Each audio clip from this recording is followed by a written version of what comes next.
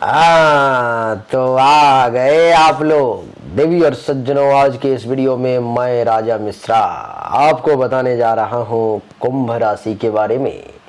सूर्यदेव उच्च के हो गए हैं। अभी से लेकर के 14 मई 2024 तक सूर्यदेव उच्च के रहेंगे। ये साल में सिर्फ एक ही बार ऐसा होता है।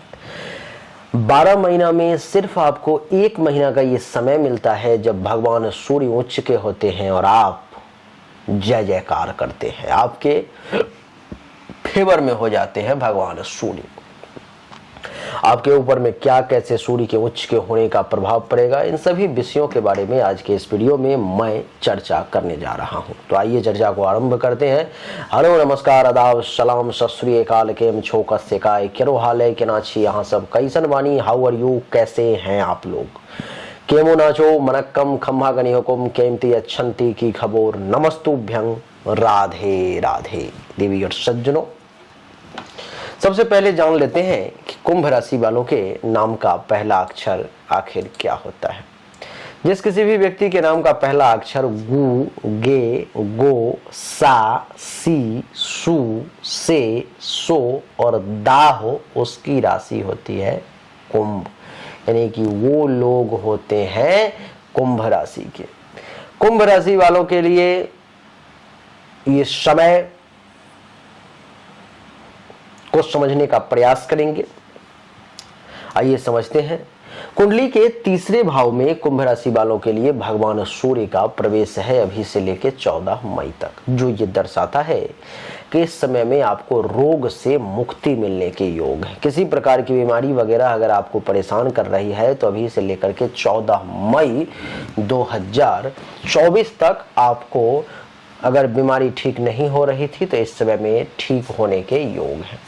इस समय में आपको सुख प्राप्ति का विशेष योग महर्षि बता रहे हैं और कह रहे हैं कि सूर्य के तीसरे भाव में बैठने के कारण आपको रोग से मुक्ति, सुख, चैन और भी बहुत कुछ मिलने का योग आपके लिए बनता हुआ नजर आ रहा है।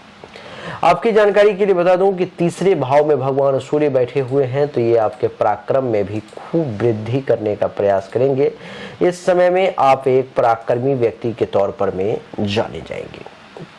तीसरे भाव में सूर्य बैठे हुए हैं उच्च के, तो कुंभ राशि वाले जातक को अच्छे अच्छे लोगों से और हायर लेवल के लोगों से मेल जोल बढ़ने की स्थिति उत्पन्न होगी। आपकी मुलाकात वगैरह होगी और समय बड़ा बेहतरीन रहेगा।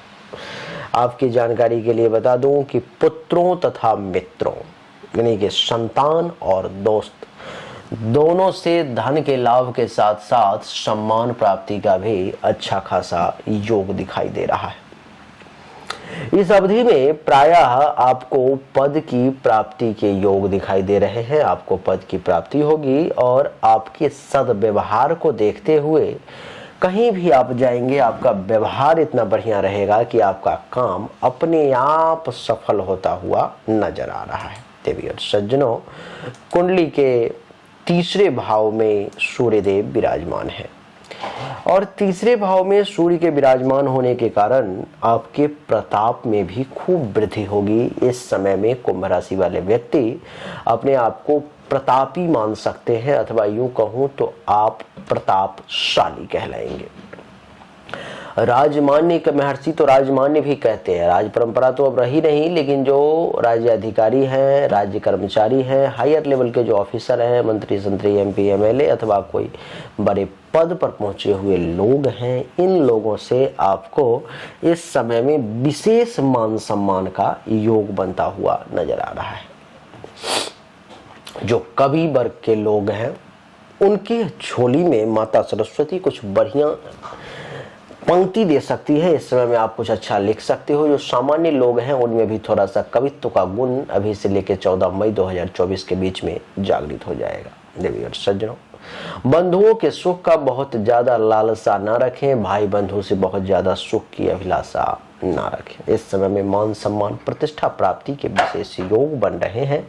और आपकी जानकारी के लिए मैं बता दूं कि इस समय में आपको जो है सो ऊर्जा, शरीर में बल, ताकत की कमी जो है सो महसूस नहीं होगी।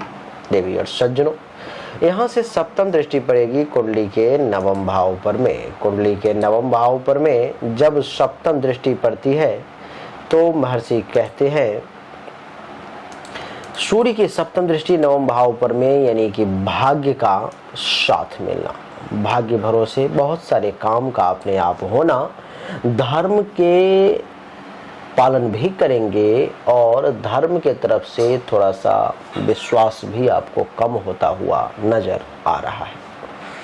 आपकी जानकारी के लिए बता दूं कि कुंडली के नवम भाव पर दृष्टि है तो भाई से और साला से यानी कि अपने भाई से और अपने जीवन साथी के भाई से दोनों से सुख का योग इस समय में थोड़ा कम है, तो थोड़ा कम ही सुख की लालसा रखें तो कुंभ राशि वालों के लिए अच्छा रहेगा। देवी और सज्जनों, जिस भाव में ये बैठे हुए हैं सूर्यदेव उच्च के, वो भाव होता है आपके शरीर में जितने भी जोड़े में अंग है, चाहे जैसे वो आपका हाथ हो, दोनों पैर हो, आंख हो, जो बॉडी पेयर्स हैं उन सब का, जैसे कि आपका लंग्स हो, शोल्डर हो, आर्म हो, हैंड हो, ये सब जितने भी जोड़े के अंग हैं वो सब तीसरा भाव होता है। चाहे आपको इन सब से संबंधित किसी भी प्रकार की समस्या परेशानी हो, आपको इससे खूब राहत मिलने का योग जो है सो बनता हुआ नजर आ रहा है। यहाँ से सप्तम दृष्टि जो नवम भाव पर पड़ रही है यानी कि नवम भाव पर में, तो आपके जांघ से संबंधित, लीवर से संबंधित, साइटिक नर्व से संबंधित किसी भी प्रकार की समस्या परेशानी अगर है, साइटिका वगैरह, कमर दर्द वगैरह, तो उस सब में भी सूर्यदेव आपको खूब राहत देने का प्रयास करेंगे कुंभ राशि वाले।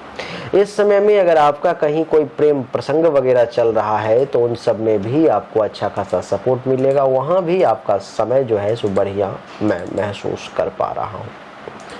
नवम भाव जो है सो आपके तीर्थ यात्रा वगैरह का होता है, तो कुछ मंदिर वगैरह जाना, तीर्थ यात्रा वगैरह करने का अवसर भी प्राप्त होगा। और आपको बता दूं कि इस समय में आपके पेशेंस लेवल को सूर्यदेव मजबूत करने की कोशिश करेंगे, छुपे हुए दुश्मन का नाश करने का प्रयास करेंगे। तो देवी और सज्जनों, कुंभ राशि वालों के लिए यही छोटा सा वीडियो था जो सूर्य के उच्च के होने के कारण, कुंडली के तीसरे भाव में बैठने के कारण अभी से 14 मई तक की कहानी आपके लिए क्या है।